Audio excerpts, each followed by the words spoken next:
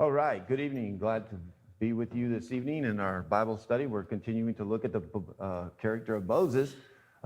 We missed last Wednesday. And so we actually even canceled classes so we can make sure, I want to make sure we get the class recorded.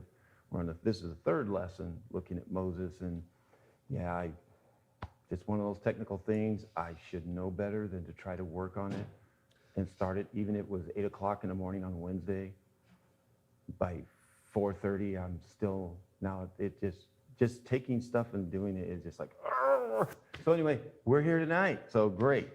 Like I said, if you want to go ahead and open up, well, I didn't say it, but if you want to go ahead and open up your Bibles to Exodus chapter, go open up to 4. We're going to kind of, since it's been a couple of weeks, so Exodus 4. Since it's been a couple of weeks, we'll back a little bit up and discuss so we can tie in and continue. We're at the point where Moses is meeting God, and that's going to be kind of our point we'll launch from once we kind of do a little bit of a review. And to me, I think this is an amazing study. I mean, I've said this, and I'll keep saying this. We get so used to just saying the name Moses, you know what I mean? And then you kind of forget about it. Like, I started watching some historical documentaries on George Washington. And I'm sitting there going, well, I thought I knew everything about the guy. You know, I was like, yeah, I mean, since elementary school, George Washington, you know, I mean, the boat, Delaware, George Washington, first president, second president, you know, and all this stuff. Wooden teeth, right? I mean, we got all this knowledge. And then when I watched that documentary, I was like, oh, wow. So just looking at that, that's the way I feel that this class on Moses is. Because it's so hard to sometimes look at these individuals in the Bible and relate to them. Some reason they're superheroes. It's like reading a comic book. You know, it's like, well, of course it's Batman. He can do those things, but I'm not. I can't do that. And it's right the opposite. And Moses is definitely one of these. We know that it's a fulfillment of prophecy that's coming down, that God had already told Abraham over 500 years before this event, that God had made that covenant relationship with Abraham. And as he talked to Abraham, then he passed this covenant relationship and promises to Isaac, his son. And then Jacob comes along and the same thing. He articulates that covenant. And in that covenant, it's important because God's very specific about what he's going to give in this covenant relationship. He's going to give them his descendants, not everybody. There's a part of this that gets murky because a lot of times people forget there's a promise to all mankind within this covenant, but there's also a very specific promise to just his descendants. And one is he's going to make them a great physical nation. They will become a great physical nation, but that all mankind will be blessed through his seed. And that's where we get lost. Sometimes they go, oh, seeds. So we're going to be blessed because of the Jews. No. Seed, singular. Paul says no. He said singular. And that was one, and that was going to be the Messiah. That's the one that God said to Eve, the promise saying, a descendant's going to come through you that's going to whoop up on Satan. He's going to beat and defeat Satan. And so there's, in that, God is still, so in these covenants, you see this continuation of faithfulness of God bringing this in. So the last that we've heard from God was speaking to Jacob. So it's been over 400 years of silence. And that's important because, don't know if you realize it, but there's another period of silence, and it's after the last prophet of the Old Testament until John comes. And that's about 400 years. It's just, it's interesting that God gives what he's going to say, and then it takes off. And sometimes we think that, oh, he's forgot about it. And that's what we see is this awakening of this covenant now Moses is the author of the book as well.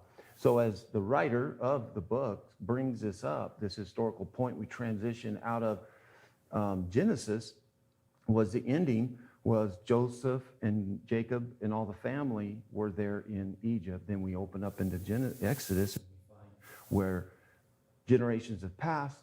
The Pharaoh that is in power no longer remembers Joseph, and they become threatened. They're like, these Hebrews, which are also, they call them Semitics, are just too many, and they're a threat. And they had remembered the reason they were so concerned about the population of the Hebrews was that before even Joseph, Egypt had been invaded by some people from Canaan that had rose up and conquered the southern part of Egypt. And there are pharaohs, they call them Hyksos pharaohs. They were not Egyptian pharaohs. And so then they have this hatred towards the Canaanites in that region of Palestine area.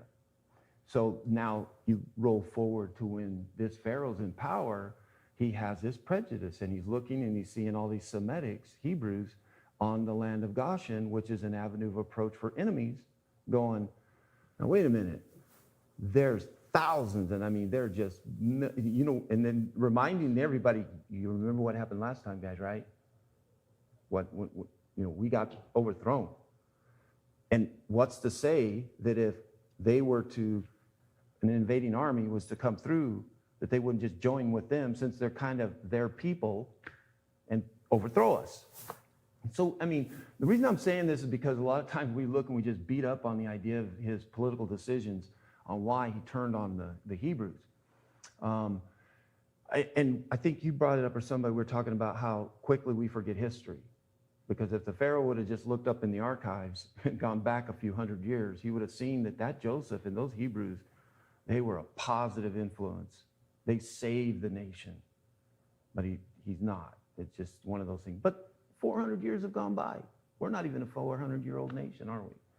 And I can't even remember a lot about George Washington. So it is a strategically wise thing in a way, if I was to ever say anything positive about this Pharaoh, would to protect the homeland, would be to oppress or try to control.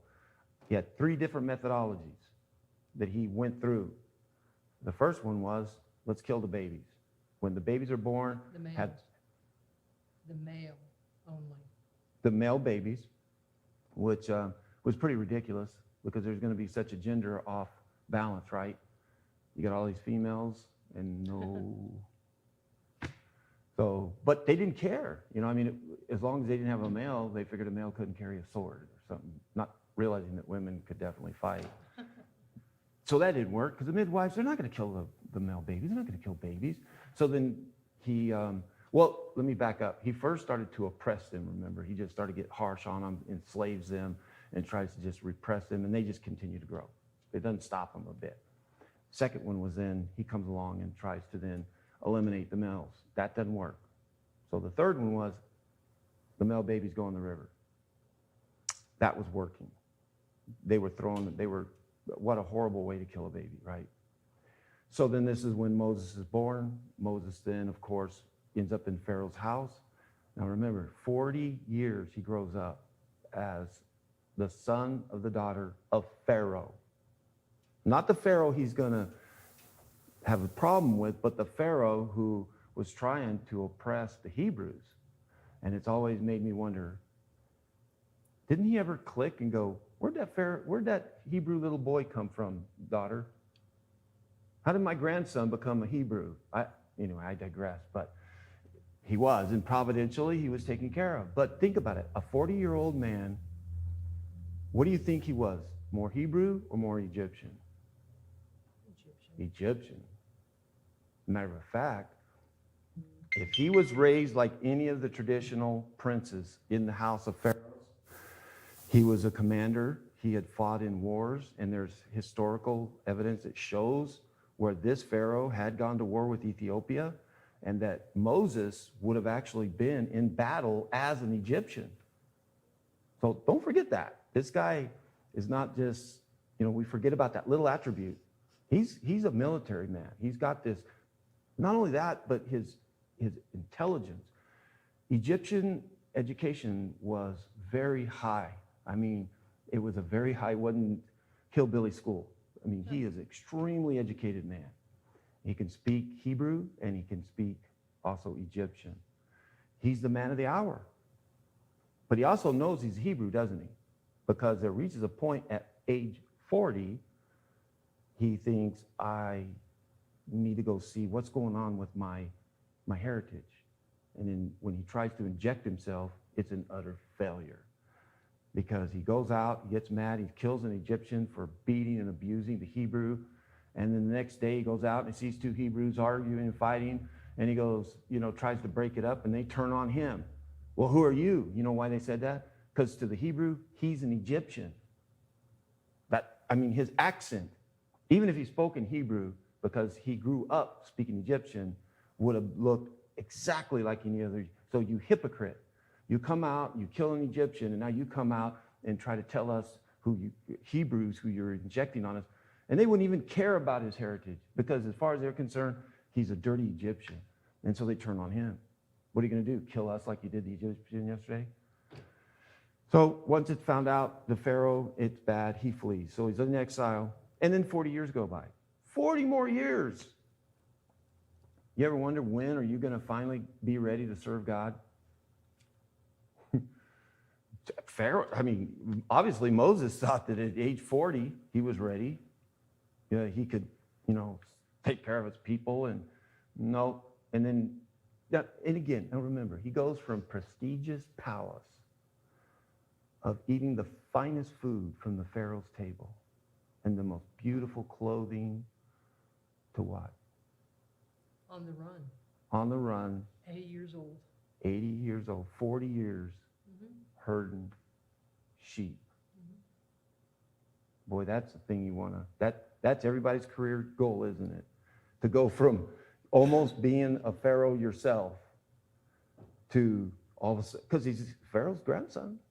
It's not impossible. He could have ended up getting into power. You took out a few sons and grandsons. He could have ended up being a Pharaoh himself.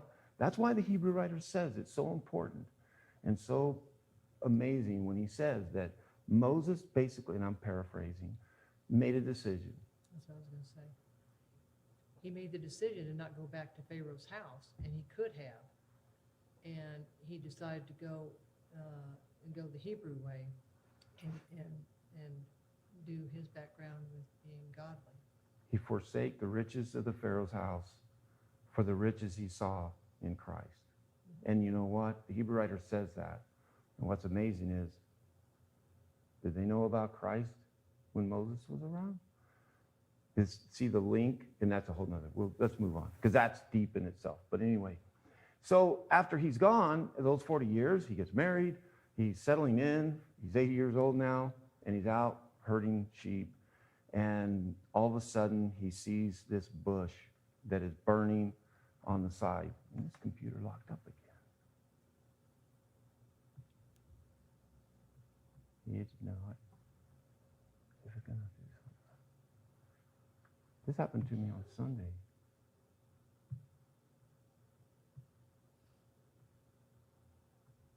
Just locked up. There it goes.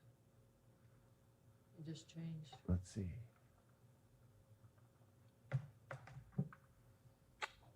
Well, I'll keep talking. I can multitask. It just changed. I know, because I dropped off the PowerPoint slide.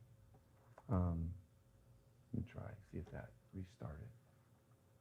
There we go. So as he's sheep herding and he's out, taking care of the sheep and the animals, he sees something out. And remember how quiet it is. You ever been out camping? Like, Mike, Yeah. when you get out into the desert or anywhere and it's just you and someone else, if you two ain't talking, it's amazing, isn't it? Just you and the animals. So can you imagine 40 years of that?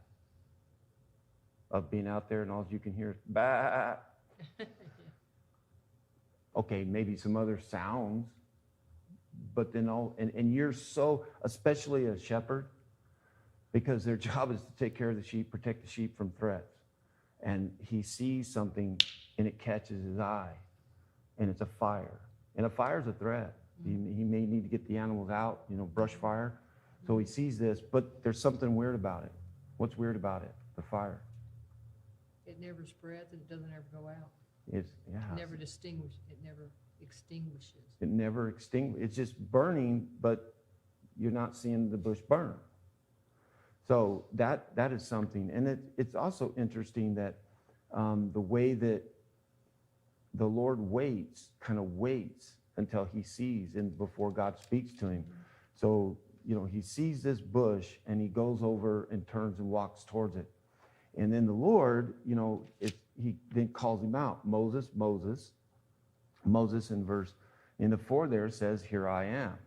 And then he said, do not come near, take your sandals off your feet, for the place on which you are standing is holy ground. Now, let's rephrase his religious thought and his understanding of God. Because we know the Moses we know, him and God are like that. I mean, he knows God. He gave the law. But who is Moses spiritually right now? He is more knowledgeable about the Egyptian gods than he is the Hebrew God.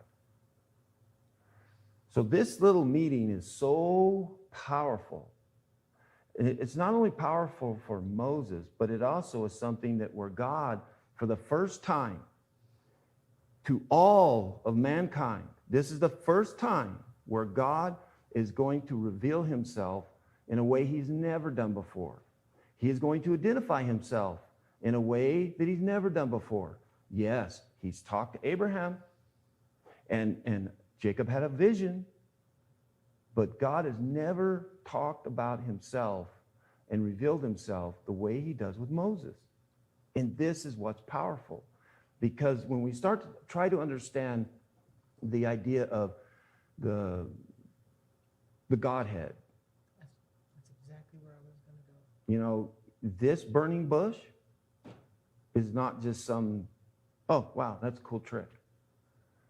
It represents something very powerful. Now, what do you have? You got a bush. That's natural. And that's normal. They're everywhere. But you have a fire. And this fire is always represented an idea of a purity process. God has used that. And this is the first time we start to see where God is coming out. Now, there's 2 concepts that I hope I don't go too deep. I probably will. And the first one is called transcendence, a characteristic trait of God. Transcendence means God is everywhere. But everywhere isn't somewhere. It isn't one specific location. The other one is immanence. So God has to be transcendent, like nature, like you see the universe and all this stuff, but it's not one thing. I mean, you cannot see it, touch it. It's in a different dimension, and that's called transcendence. Immanence is a specific point in revelation. This bush is an immanence of God, and he's never done this. To this point, God has been transcendent. Now, we have that idea in this idea of Christ panophy, which means, it's another big word. Took me for a long time to even pronounce it. The idea is, where was Christ in the Old Testament? I mean, if we say that there were 3 and he was in the beginning, like I did on my Sunday lesson, I hammered pretty hard, right? That he's always existed. So what was he doing? Kicking back after creation? Hey, Dad, when you need me, let me know. I mean, where was he? Can I get you a cup of coffee? Yeah, it's like, but he was there. And that's where we talk about this idea of the pre-incarnate of Jesus. In other words, he is there. But nobody would know. Nobody would understand. There's phrases that we see that are used where it does reveal it. And in just a second, we'll talk about that. But it's this immanence or manifestation is Shakayim. And that's what the Hebrews would say, is this idea of where he finally made his presence known. And the most notable one is the tower of fire by night, the glory of God coming into the temple and filling it. Those are imminent events where God came in and said, hey, here I am, right here. But it's never happened. So this fire in the bush there is something that's very powerful.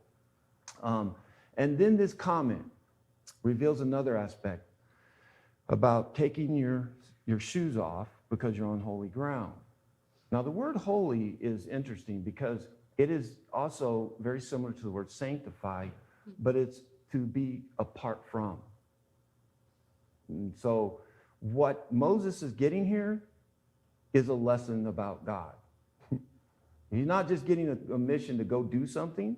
What he's getting here is a lesson about this God. Because, again, Moses, he knows the Egyptian gods.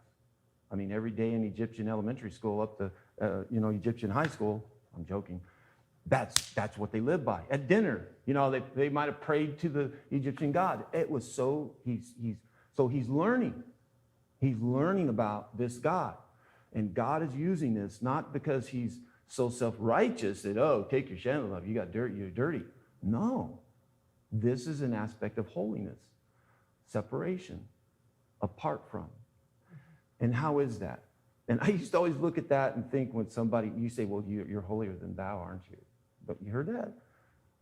You think you're holier than us. I was always told, you think you're holier than thou. That's why you won't go here or go there or say bad words or We won't. go with us. And you know what? I won't say it because they won't get it, but you are. We're separate from the world. We're apart from, right? Yes. So you know what made me think the question then was, so why is God holy? Well, because he's God. No, why is God holy? You got to go back to the creation. Adam and Eve were holy, and they walked with God. So what made them unholy? Sin. They made the wrong decision. Sin. Sin. So now, whenever he's walking towards God, there's nothing special about that dirt. It's the concept of helping to teach Moses about I'm not one of you. I'm different. I'm apart, and I'm pure, and you have defiled, and you need to keep that checked when you come into my presence and understand this. Don't come to me defiled. And this is something you see that is carried throughout the temple, through the purity of things of trying to teach this idea. And it comes to a point with Christ through, baptism, through when we come into Christ. So anyway, this sandal is big. And so now tying into this idea of where was Christ, this is an angel of the Lord that is speaking to him. And almost all the Hebrew scholars and all the scholars that I've looked at, they will tell you this is Jesus. Now, doesn't that blow your mind?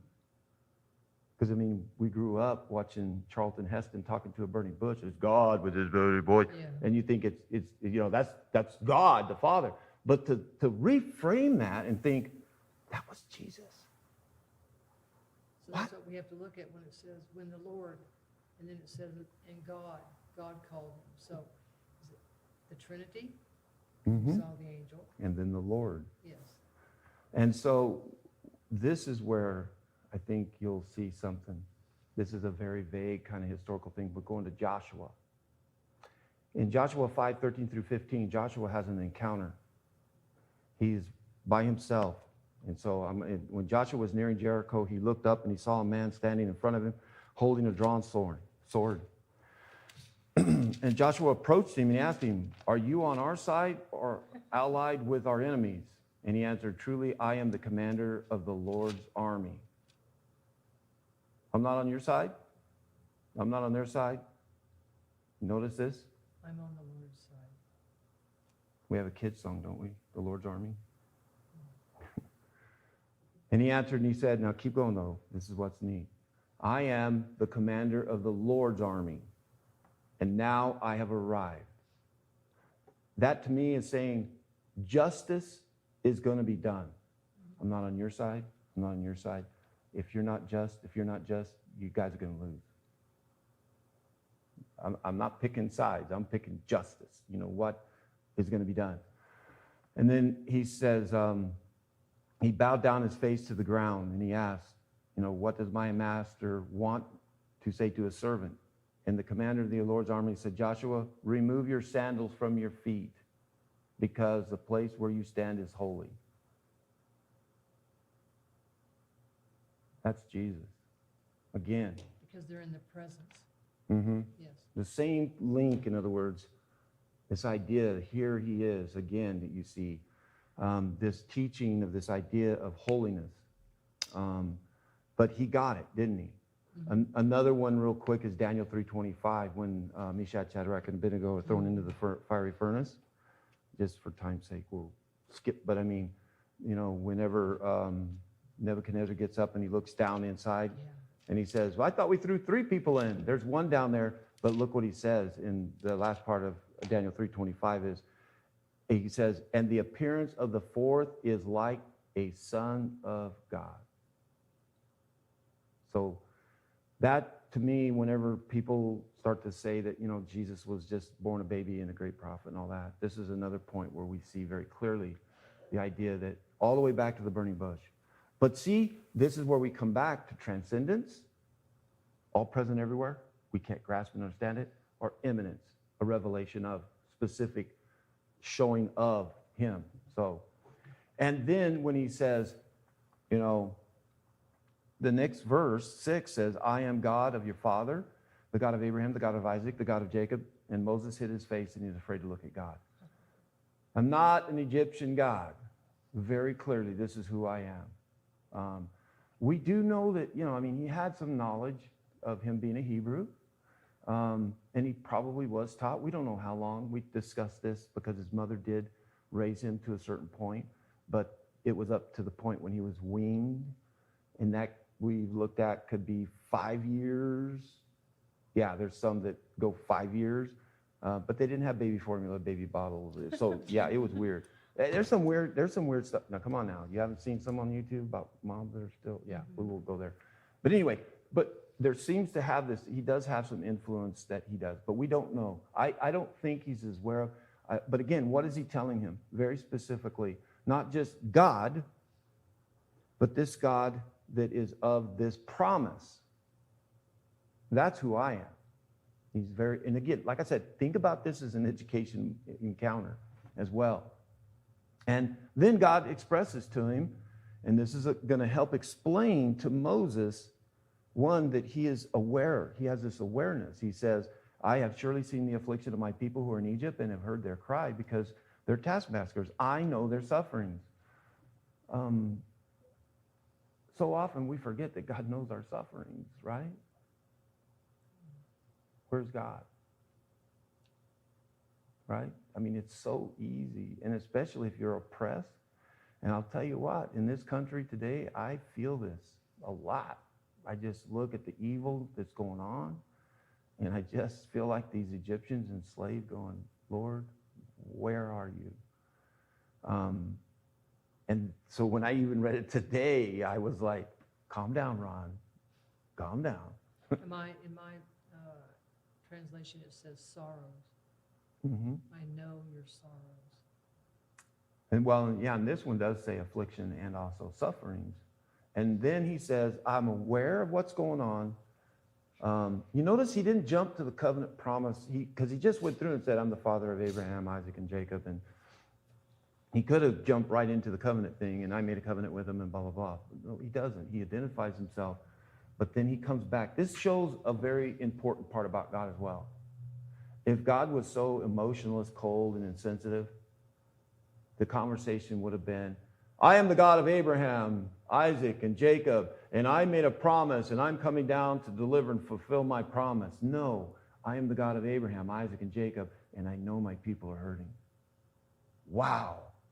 When you think that way, it just, because we do this to God, don't we? We put him off in a bubble, like somehow, for me to be hurting and suffering, I'm not worthy.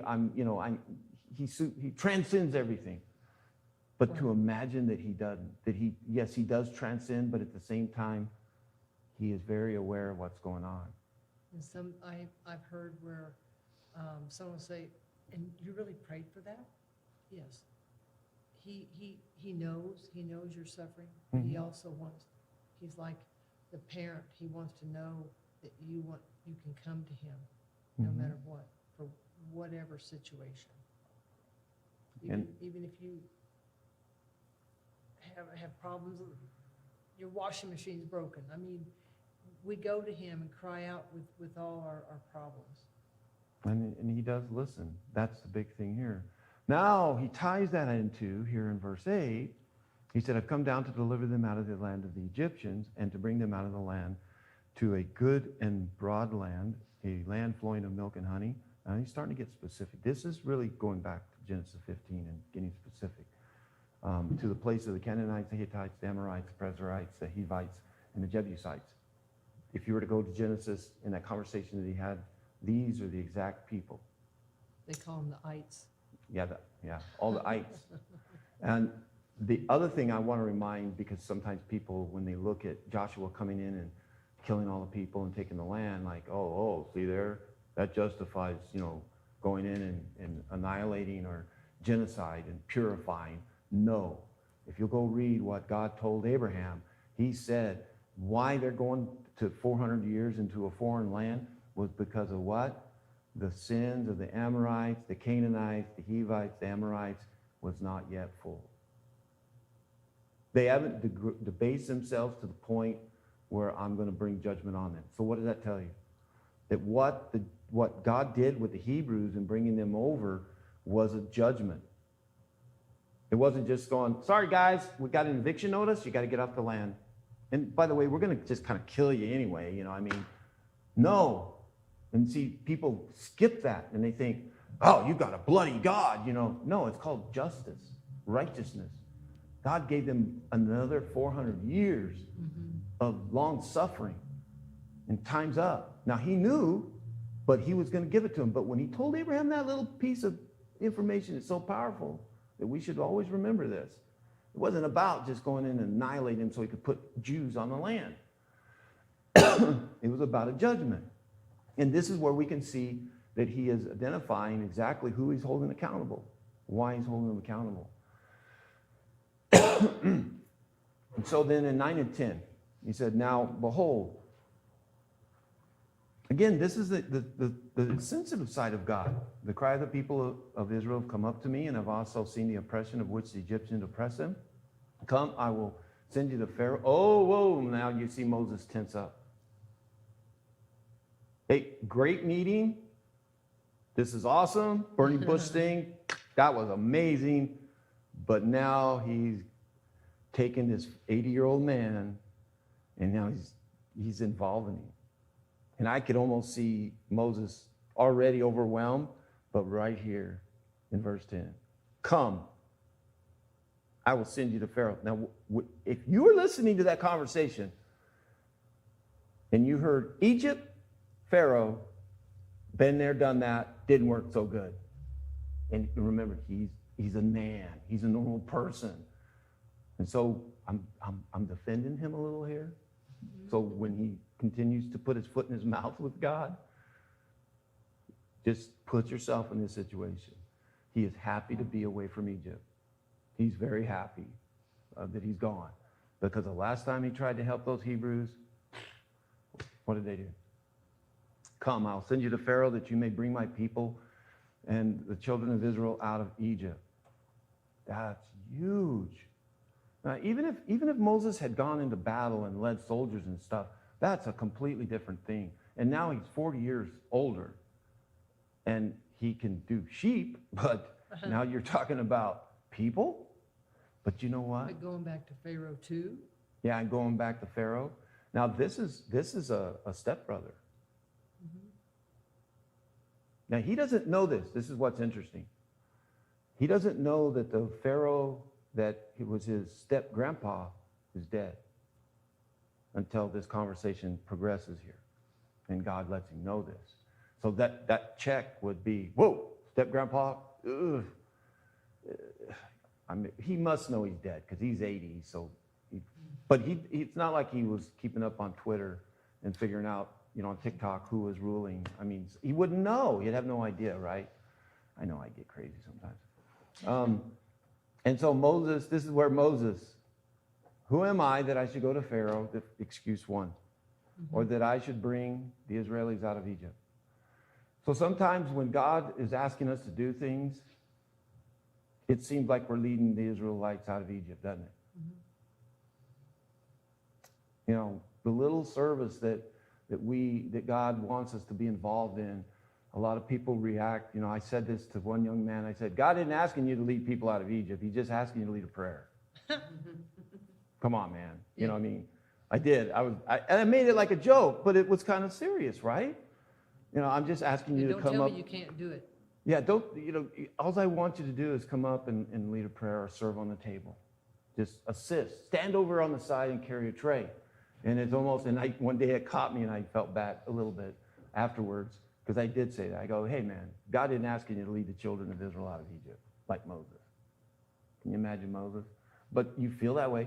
I felt that way the first time I came and I was asked, I didn't know I got put on the schedule to lead an invitation on Wednesdays. And then all of a sudden I looked at the Wednesday night, of course, when we're here, and I'm up and the classes are coming in and I have to come in and do the invitation. And I'd never done one. And I was like, blah, blah, blah, blah, blah. And Brother Cecil Barr looked at me and he said, I was hoping he'd deliver me. I was hoping he'd do it for me and feel pity. But you know what he said? Read scripture. And he walked away from me. He just said, read some scripture. So I just took the Bible and I opened it up. And so I think about the same thing. I've done the same thing. You know, it's almost like God asked me to lead the children of Israel out of Egypt. Come on, Ron. I mean, you couldn't look at Moses. Poor guy, 80 years old. It's not like he's going to book an Uber or something or a train and be able to zip down. I mean, at 80 years old, walking back to Egypt, all the threats and things that are going on, come on. Travel alone would be difficult. And where are you going to put all those people? There's got to, when they come out, there's 600,000 males, not counting the women and children. So there's like 1 million people. Yeah, over 1 million. Maybe 2 or 3 million. Yeah, if you're to take 600,000 and give them all a wife, right, there's 1 million plus, right? And then give a couple of children, so yeah, you're over 1 million. But unfamiliarity makes us insecure. Say that again? Unfamiliarity. When you're unfamiliar with something, it makes you insecure. Oh, yeah. Why? See, that's a good, I'm glad you're going down that thread. We don't think we can do it because we're relying on ourselves There you go. instead of relying on God. This is what we're watching. We're watching a man who has no faith because he doesn't know this God. And that's why I said this encounter, with this little burning bush episode, is so amazing, so important, because there's so many aspects and layers of this onion that we look at that every one of us can see this. Because we do the same thing, don't we? We feel like God is getting us to lead the children of Israel out of Egypt when he asks us to serve him. And then a lot of times we feel like, well, I can't do it. No, you can't do it. You're right. You can't do it. But God can. And this is what Moses is going through. Exactly what we do. I can't lead them out. And this is an answer that we get from God too in verse 12. He said, but I will be with you. Isn't that the same promise we have? Mm-hmm. I will not leave you. I will not forsake you. Mm-hmm. And this will be the sign that I have sent you. When you have brought the people up out of Egypt, you shall serve God on this mountain. You're going to bring them back here. And now, if I was him, I'd be looking around at the real estate going, and if you've ever seen pictures of Mount Sinai, it's like, whoa, wow. Seriously, I mean, even back then, I would be doubting. I'd be saying, can't we get a better real estate agent and go somewhere else? You know, I mean, couldn't we? A big valley. Couldn't we get a little closer to, a valley that's fertile, that's got some better, Water. views, and not this ragged old mountain here? See how God's pushing him? It's like everything that God is telling him, the human side of him is pushing back. And that's us.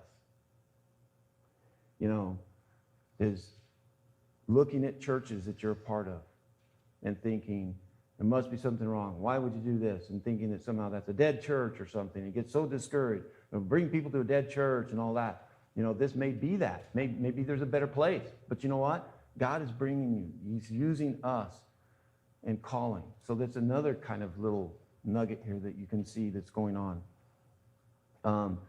Now Moses, here he goes. If I go and tell the Israelites and tell them, the God of your fathers has sent me to you, and they ask me, what is his name? What should I say to them? This is very important, by the way. Because when you think about it, what was God's name to Abraham? Did Abraham have a name for God? Do we ever hear Abraham going, hey, Yahweh? So here's another aspect, another characteristic trait of God himself. Because and even in the Hebrew, if you look at some of the usage, it's difficult to even determine if there was any formal proper name up to this point that they ever really used to specify this individual God of Abraham. Remember, how was he called? The God of Abraham, Isaac, and Jacob. That's a long name. Is his middle name Isaac? First name Abraham, last name Jacob? So here's another part where we talk about transcendence of God is everywhere. And why would he need a name? And this is building up to the rest of this, but to them, why would you need a name? I mean, some of my closest friends, I don't walk around and say, hey, Mike, hey, Mike, hey, Mike, hey, Mike. We just have a relationship. Every occasion you might have to say, hey, Mike, this is Ron on the phone or something. But you don't, do you? You don't need a name, do you? If you know them, if you have a relationship with them. So that's a good question. Moses is dead on. What do you go by? What's your name? How am I going to introduce you to them? And they're going to have a problem with it too. In a way, there's not going to be that clarity. And this is where this famous, what God said to Moses, I am that I am. This is difficult in the way that it comes out in the English, but what he's basically saying is, I have been, I am now, I always will be. I am transcendent. If you were to say, if you were to give him a name, you just say transcendent. He is everything. And that keeps you from trying, and that is unique as well, isn't it, from any other type of God. And God also said to Moses, say this to the people of Israel. The Lord, the God of your fathers, the God of your Abraham, the God of Abraham, the God of Isaac, the God of Jacob, sent me to you. This is my name forever. Thus I am to be remembered throughout all generations. So now he's teaching, Moses is going to teach the Hebrews, the Israelites, that this God, you notice how he used the name? Abraham, Isaac, Jacob. That's that God. But my name is I am. I am eternal, everlasting. So go gather the elders. So now he's going to tell him, go gather the elders of Israel together and say to them, the Lord God, your fathers, look at the name, the God of Abraham, of Isaac, of Jacob, has appeared to me and saying, I have observed you and that what has been done to you in Egypt, and I have promised I would bring you up out of the affliction of Egypt to the land of the Kenites, Hittites, Amorites, Perizzites, Hivites, Jebusites, and flowing with the land of milk and honey. It's just another way of God reinforcing, but very specific. I want you to say the same thing basically I've told you. And they will listen to your voice, and you and the elders of Israel will go to the king of Egypt and say to him, the Lord, the God of the Hebrews, has met with us, and now please let us go 3 days' journey into the wilderness, that we may sacrifice to the Lord our God. But I know, this is God speaking, I know that the king of Egypt will not let you go unless compelled by a mighty hand. So I will stretch out my hand, and I will strike Egypt with all the wonders that I will do in it. After that, they will let you go. And I will give these people favor in the sight of the Egyptians. And when you go, you shall not go out empty, but each man, woman shall ask their neighbor and any woman who lives in their house for silver and gold and clothing, and they shall put on them on your sons and your daughters, and you shall plunder the Egyptians. This is an additional little prophecy, isn't it? And it's a pretty powerful one to think that, one, you're going to defeat them, they're going to let you go, period. That's kind of like way shooting high. But then to think you're basically going to rob them. Mhm. I'm taking it as they're gonna give them whatever they want just to get them out of the land. Mm-hmm. What are you asking for? You know, a cup of flour, what is it? We just want you out of here. You're just a nuisance.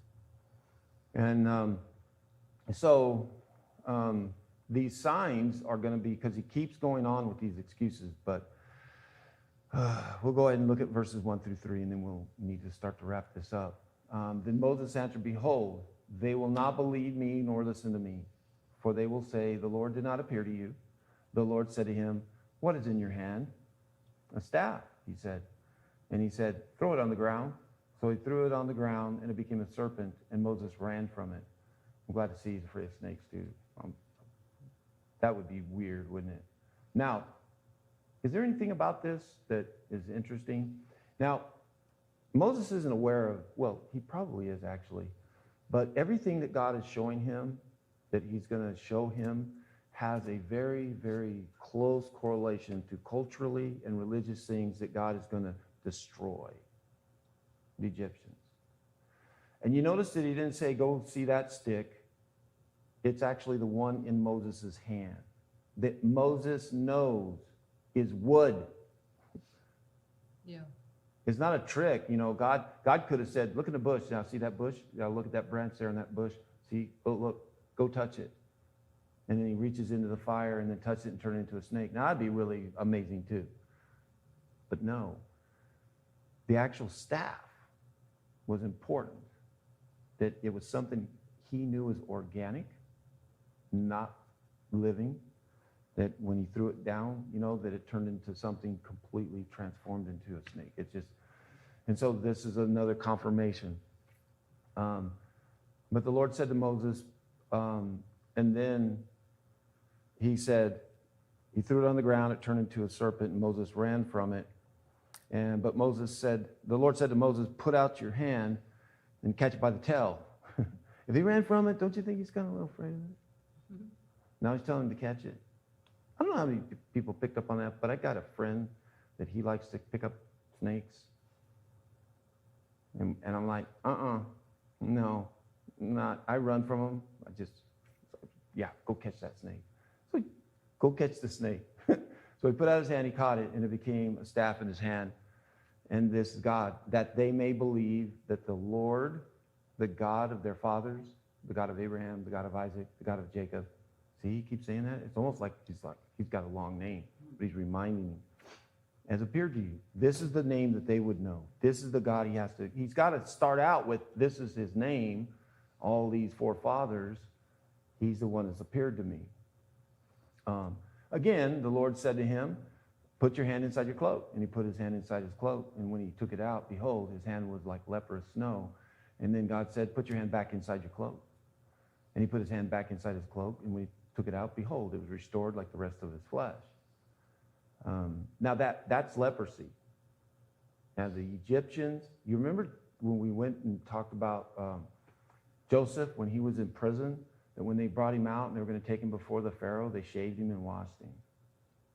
This is another proof. You know, I mean, they were clean, very clean not freaks, but so this would be very disturbing to see this skin change like that. And if they do not believe you, God said, or listen to the first sign, they may believe the latter sign. If they don't believe even these two signs, or listen to your voice, you shall take some water from the Nile, pour it out on the ground, and the water that you shall take from the Nile will become blood on the ground. Again, Nile was a goddess. So they would understand. So God, even though right now, all he's doing is giving him skills and tools that he's going to use. Mm-hmm. And I'm not sure in that moment that Moses is going to get it. I think it won't take him long because, again, he does know the Egyptians. And this is what also helps him when he's going to go down there. Here's the excuses. Moses said, "Oh, my Lord, I'm not eloquent, neither in the past or since you spoke to your servant, but I am slow of speech and of tongue." And the Lord said to him, "Who made man's mouth?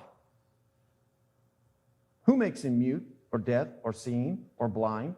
Is it not I, the Lord?"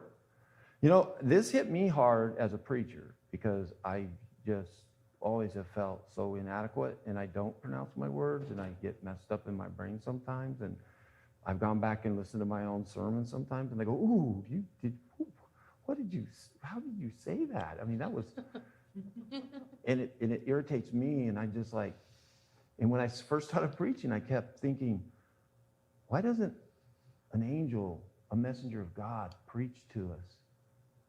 Because, man, I don't think Michael the archangel struggles with his memory of Bible verses and how to pronounce Bible names like me. And then I realized, wait a minute, where does Michael sleep each night? Not here with us. So who are people going to listen to? And you know what? God made me this way. If he didn't make me this way, it's the way I am. And I think this is what Moses is not getting. Now, scholars have also, he's not making this up. In other words, Moses isn't making this up. A lot of people scholars have looked at this and seen with his personality and stuff, that it's very, very possible that he stuttered, that he had a possible speech impediment, and there was a problem. But what is God telling him? The way you are is good enough. You know, if I wanted you to be perfect, I would have made you perfect. I'm the one that's making all of this. And that's something we need to think about. It doesn't matter what shortcoming you may think you have in your service. Maybe you can't pray better than, you know, brother better than you up here, and he's got more eloquent words and all this stuff. That's okay. That's beautiful. Don't try. God's the one that made your mouth. God's the one that made your heart. Serve God naturally, who you are. Don't fake it. Don't try to reshape yourself. And that's what he's trying to say. And so it is a legitimate, it's not just a dumb excuse. And so he says, "So now therefore go, and I will be with your mouth and teach you what you shall speak." Here's the excuse. "Oh, my Lord, please send someone else." You know, I almost see that sometimes with these young men when they come to church and we'll say, "Hey, can you serve on the table this morning?" And it's almost like, "Oh, Ron, could you ask somebody else?" Right, Gary? You've seen that over the years, right? You ask somebody, "Hey, could you lead singing?" "Oh, Gary, could you please pick somebody else?" See how this is an amazing, beautiful story that we just kind of like go right through? Now, this is fascinating because then the anger of the Lord was kindled against Moses. Now remember, by the way, he's writing this down. Moses is the author of this book. So he's sitting here and re-articulating this. And so there's a part where Moses is probably getting the sense that God is getting angry. And God defeats every excuse. And that's something we need to think about as well. He said, "Is there not Aaron, your brother, the Levite? I know he can speak well. Behold, he is coming out to meet you. And when he sees you, he will be glad in his heart. And you will speak to him, and he put the words in his mouth, and he will be your mouth. And with his mouth, he will teach you what to do. He will speak for you to the people, and he shall be your mouth, and you shall be as a God to him. And take in your hand this staff, which you will do the signs." Now, this is where it says, you know, you will be a God to your brother Aaron. Well, what he's really showing is this idea of a relationship between a prophet and God. And kind of saying, basically, you're going to represent me. You're not a God. Come on, that's not what he's saying. But the fact is that you're basically going to be driving this. You're in charge of this. And Aaron is basically going to do the speaking for you. Some scholars have believed that this is where Moses blew it and wasn't ever able and never become the actual high priest, and Aaron does. Ever thought of that? I had never thought of that. I was like, well, Aaron ends up becoming the high priest. But why not Moses? He's a Levite. So it's kind of interesting. And so it's one of those just kind of interesting thoughts that Aaron's going to stand up. He's going to speak for the people, right? And he's going to represent that side. So next week, we'll get right into the idea of Moses returning to Egypt. Let's fly through some of the lessons that we kind of learned here. You know, that one, God is holy, and the reason he's holy is because he's separated from sin. That sin is what has created that apart from. The other thing is, God has always existed, and that's what that I am is referring to. And it also, we've seen where God is continually faithful. Regardless of us, God is going to continue to be doing exactly what he's promised to do. The other thing is, God picks the right people. You may not think so, but you are. And that God doesn't accept excuses. And the other thing is that God, he will provide you the ability. He will help you develop that in which you have. And that's one thing I have seen, is that those who do have abilities towards song leading or serving or Bible teaching or preaching, you know, they'll find that out. And eventually they will settle in and develop into that ability that they have. And the other thing, God wins every time. You need to remember that. You know, Moses could be thinking, I'm the weak link in this, and if I fail, then I don't get the children of Israel out. No. And I do. I feel sometimes like I'm the weak link in God's plan, don't you? You feel like I'm the weak link. I'm going to cause somehow to cause a failure, somebody not becoming a Christian or somebody else. And no. God wins every time.